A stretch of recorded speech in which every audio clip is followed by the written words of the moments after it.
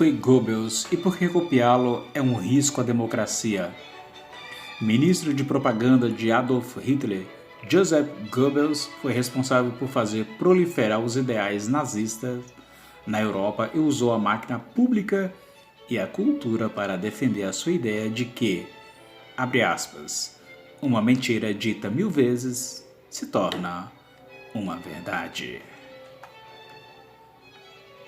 O discurso do secretário de Cultura do governo Bolsonaro, Roberto Alvim, na última quinta-feira, dia 16, se assemelhou aos feitos pelo ministro de Informação e Propaganda da Alemanha no período nazista, Joseph Goebbels, conhecido como o braço direito de Adolf Hitler, o propagador das ideias nazistas, usou propaganda, cultura e falas fortes para idealizar uma nova política que defendia o ódio e a superioridade da raça ariana.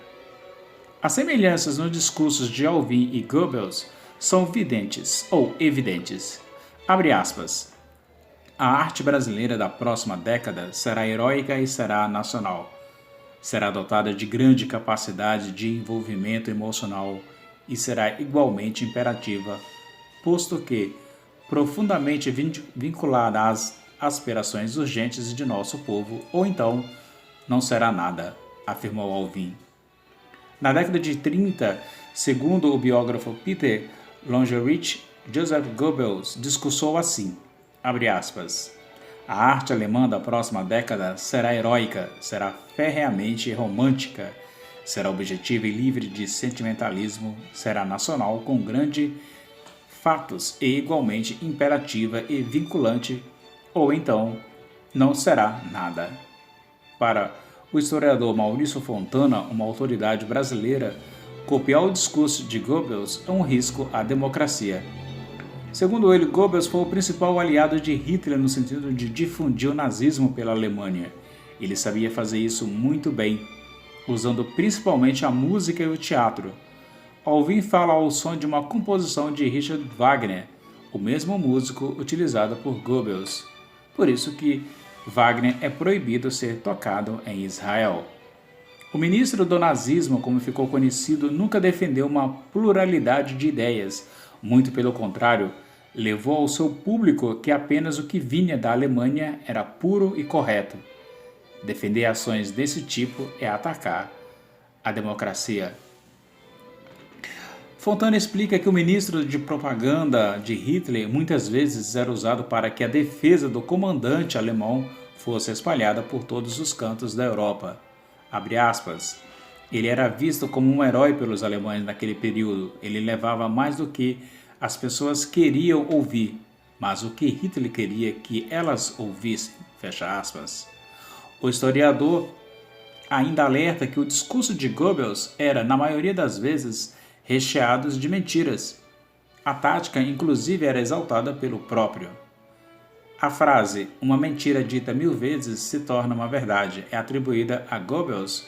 Ele realmente acreditava nisso e sabia que tinha que se impor nos discursos para que as pessoas comprassem o ideal nazista, explica o historiador. Mas quem foi Joseph Goebbels? Doutor em filosofia pela Universidade de Heidelberg, Joseph Goebbels entrou para o Partido Nazista em 1924 e 2 anos depois foi nomeado líder distrital de Berlim.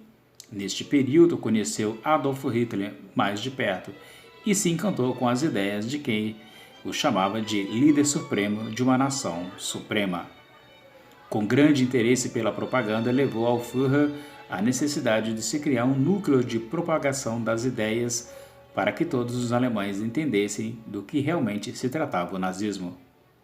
Nomeado ministro da propaganda em 1933, permaneceu no cargo até 1945, saindo apenas após a queda de Adolf Hitler. Durante a sua gestão, defendeu a guerra total contra judeus e pessoas que não estivessem compactuadas com os ideais nazistas, bem como o controle absoluto da imprensa pelo Estado. Goebbels morreu no dia 1º de maio de 1945, após se suicidar com cianeto depois de matar sua esposa e seus filhos. Meses antes, o braço direito de Hitler já anunciava que a derrota na Segunda Guerra Mundial seria inevitável e que só a morte poderia trazer o verdadeiro orgulho ao povo alemão.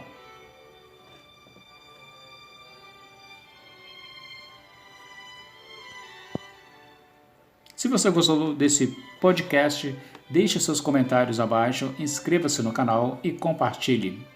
Obrigado e até o próximo. Tchau!